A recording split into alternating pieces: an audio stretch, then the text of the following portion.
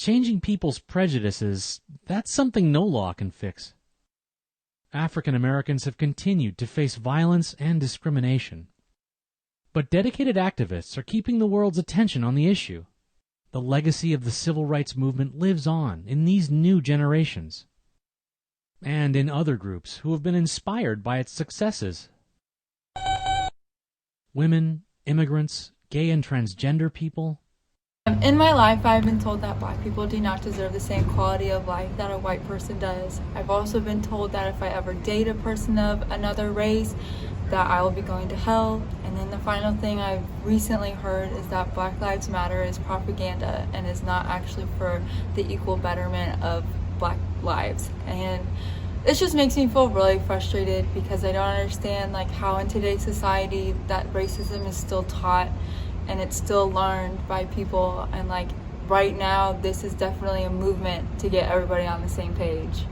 Situations where it feels like I don't belong around here. Situations I can think about is maybe sometimes even in the locker room when I first came up here, my freshman year, it felt kind of divided. Even though it wasn't physically divided, it felt that way. As a white male in America, I've been looked at as a superior.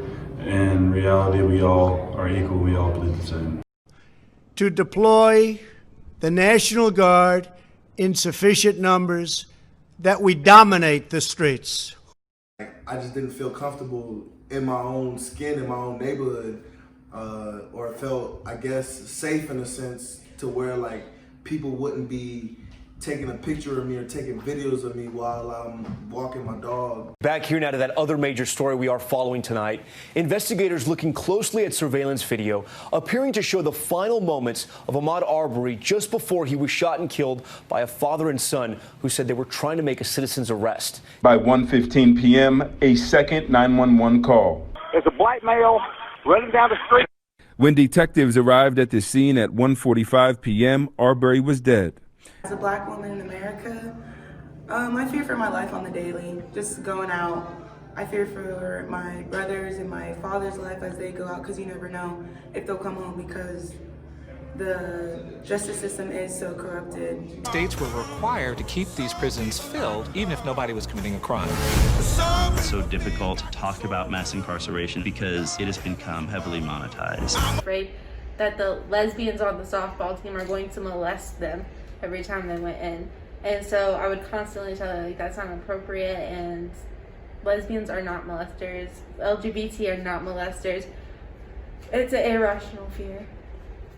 Traumatized and injured clubbers were helped from the scene and taken to hospital for treatment. We can't wait to talk about violence against black trans women when they're murdered. Right now, it's a community shocked and saddened by recent murders of 2 transgender women. I'll repeat that. We can't wait to talk about violence against black trans women until they are murdered and slain in the street. I know being a Honduran woman, it's very offensive whenever everybody automatically assumes that all Hispanics and Latinos are Mexican, and that's clearly not the case. It is unnecessary to separate children from their families. It is unnecessary to have a policy to detain innocent women and families that have harmed no person and are legally seeking asylum in the United States of America. It is unnecessary to have a policy that calls children unaccompanied when they arrive with older brothers, sisters, and grandparents, and treat them no differently than human traffickers.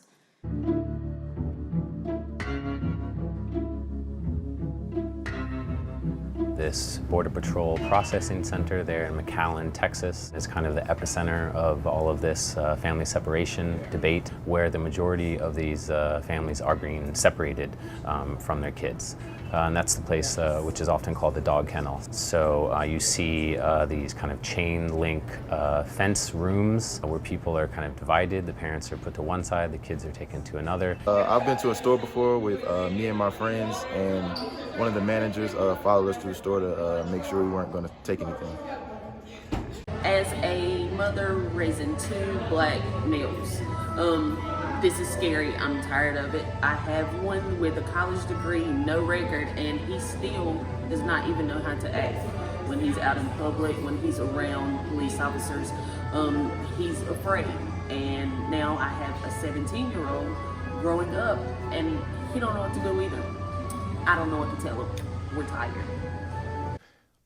There is a specific problem that is happening in the African American community that's not happening in other communities.